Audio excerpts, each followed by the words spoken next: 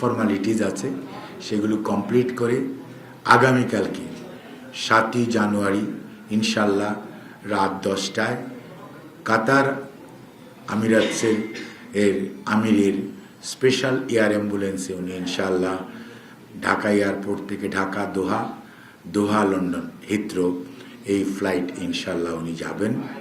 London clinic বলে একটা অনেক পুরনো হসপিটাল আছে, ওখানে ওনাকে ভর্তি করা হবে। উনি এয়ারপোর্ট থেকে সরাসরি ওখানে যাবেন।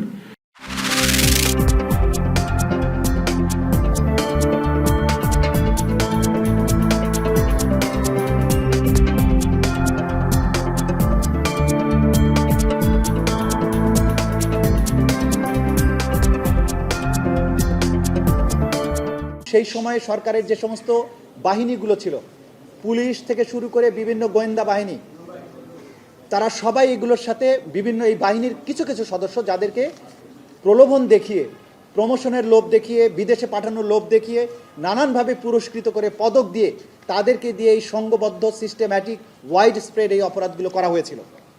যেহেতু এই অপরাধগুলো একটু ডিফারেন্ট নেচারের, গণহত্যার অপরাধের চেয়ে, এই জন্য আজকে ডিফারেন্ট একটি মামলায় তাদেরকে আমরা গ্রেপ্তার দেখানোর জন্য আবেদন জানিয়েছিলাম। এর মধ্যে সাবেক প্রধানমন্ত্রী শেখ হাসিনা, তার তদানীন্তন নিরাপত্তা উপদেষ্টা তারিক সিদ্দিকী।